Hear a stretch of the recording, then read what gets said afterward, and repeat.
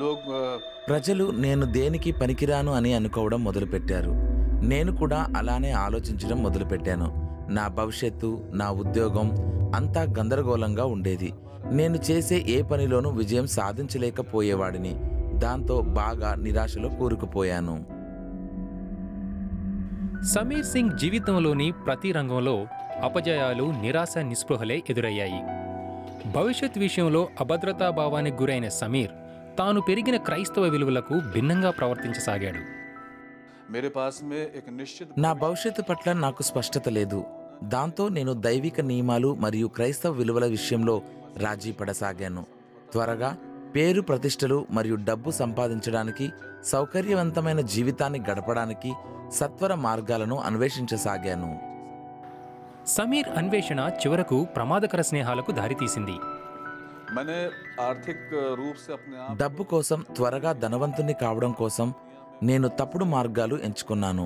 నేరాలకు, అక్రమ కార్యకలాపాలకు పాల్పడే వారితో స్నేహం చేయడం మొదలుపెట్టాను. వాళ్లకు నేను కావాలి. స్మగ్లింగ్ కోసం మరియు ఇతర పనుల కోసం వాళ్ళు నన్ను పిలిచేవారు.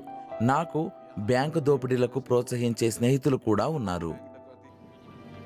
అంధకారమయమైన సమీర్ జీవితంలోకి వ్యసనాలు కూడా వచ్చి చేరాయి.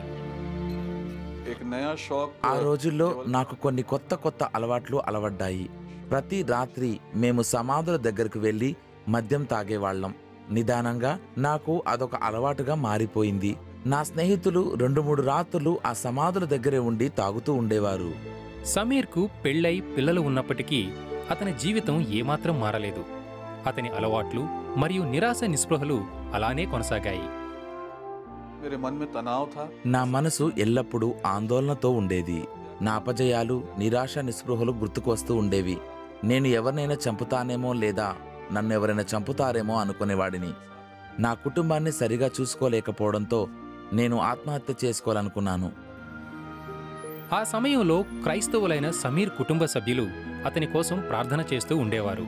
అప్పుడు ఒకరోజు అతను నిర్మాణంలో ఉన్న తన ఇంటి దగ్గరికి వెళ్తున్నప్పుడు ఓ సంఘటన జరిగింది. और अचानक से मेरे मन में ये बात అకస్మాత్తుగా నా మనసులోకి ఓ ఆలోచన వచ్చింది.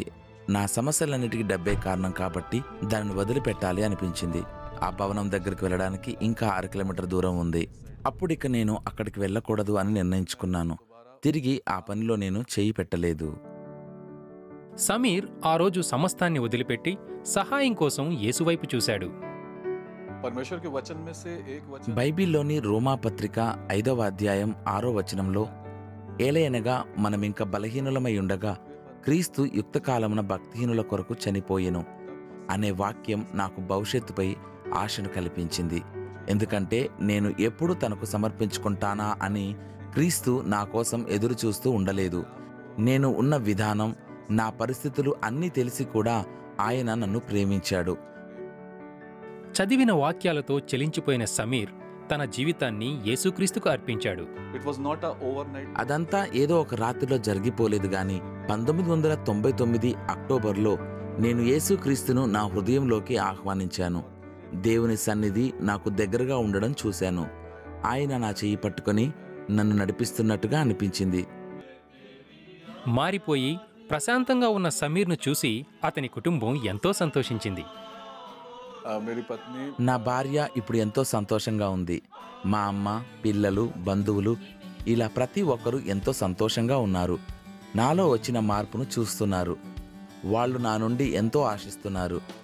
వారి ఆశలకు తగ్గట్టు జీవించడానికి దేవుడు నాకు సహాయం చేస్తాడని ఆశిస్తున్నాను.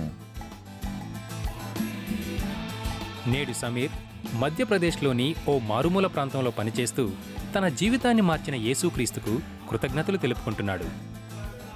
मैं परमेश्वर का धन्यवाद देना चाहता हूँ। నాలాంటి పాపిని, ఎందుకు పనికిరాని వాడిని, పదే పదే ఓడిపోతున్న నాలాంటి వాని పట్ల ఇంతగా కృప చూపిన యేసుక్రీస్తుకు ధన్యవాదాలు తెలుపుకుంటున్నాను. నన్ను క్షమించి నన్ను ప్రేమిస్తూనే ఉన్నాడు. నేడు నేను చేసిన ప్రతి పనిలో విజయాన్ని అనుగ్రహిస్తున్నందుకు ఆయనకు ధన్యవాదాలు తెలుపుకుంటున్నాను.